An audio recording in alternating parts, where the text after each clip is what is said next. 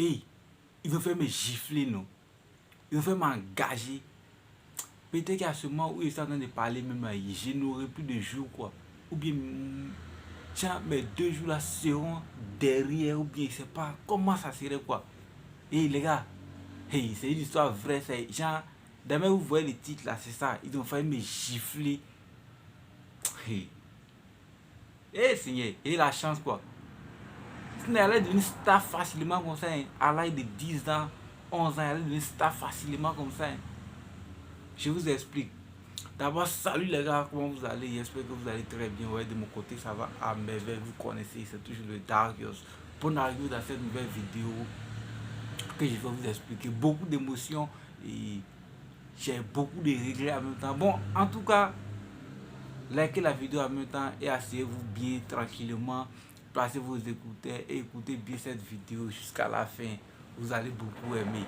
Les gars, cette fois-ci là, c'est une histoire vraie, une histoire que moi-même j'ai vécu. C'est pas une histoire d'un fois ou quoi que je vous explique. Et c'était en classe de 6e au fait.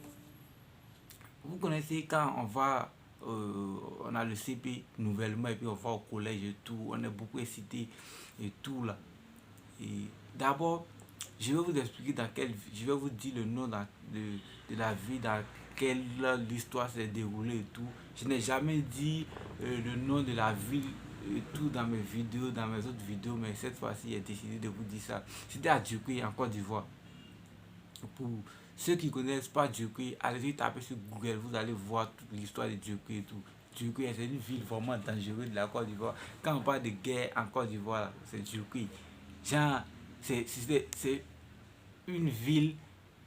Et Djoukoui est doué, mais il y a tout dedans, il y a tout. Quand si tu veux intellectuel, il y en a. Tu veux bandit, il y en a. Tu veux bon joueur, il y en a. Tu veux bon chanteur, bon rappeur, il y a tout à Djoukoui, quoi. Et élève, quand on dit élève de Djoukoui, là, tout le monde a peur. Tu quittes à Djoukoui, tu vas ailleurs, dans autre ville, là, tout le monde a peur de toi. Et vous parlez de quelque chose. Donc vous connaissez, vous comprenez déjà dans tout l'état que c'était dans les années où la grève en Côte d'Ivoire était vraiment fréquente et tout. Donc il y avait une grève comme ça.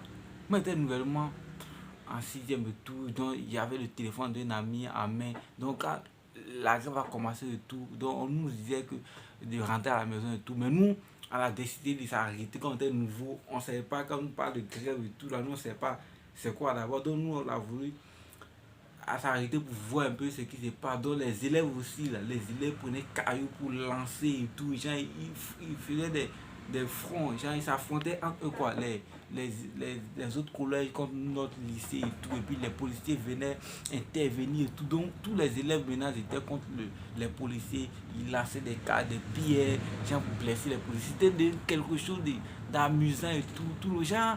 Quand ça arrive comme ça, tous les élèves sont excités, tout le monde enlève kaki et puis on met des graviers dans les sacs et tout pour aller au front. C'était un truc vraiment.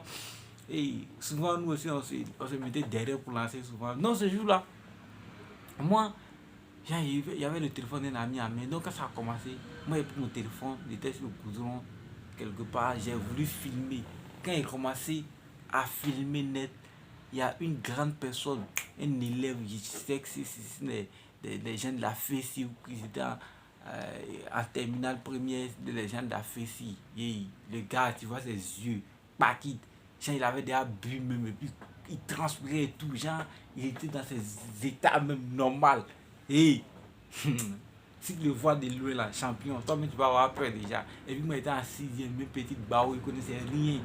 Quand j'ai vu le gars, je ne l'ai pas vu de loin d'abord, mais si je le voyais de loin là, voilà que non, je ne serais pas en train de dire de vous raconter l'histoire actuellement parce que ça allait se finir là rapidement. Parce qu'il serait déjà à la maison avant qu'il lui-même me voie. Mais le gars m'a vu de loin, moi je ne savais pas. J'ai commencé à filmer qu'elle est venue. Demain il a arraché le téléphone. Il m'a projeté d'une manière, je suis tombé. Hey! Dieu merci, les amis sont venus rapidement. Ils sont venus intervenir, nous demander pardon. Et puis le vieux mort s'est retiré. Il m'a regardé, il m'a même pas dit un mot. Et puis il est retourné là-bas, dans le groupe. Quand ça a commencé, il tremblait comme ça sur moi. On dirait Aïcha tremblait. Oui. Hé les gars, Ça a chauffé. Il tremblait sur moi comme ça.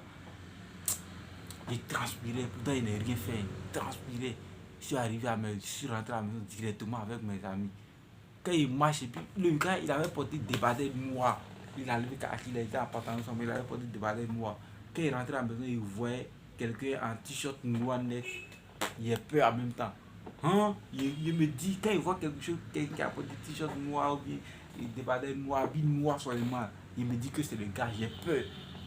Et les gars, Côte d'Ivoire, Côte d'Ivoire, Dieu que Madou.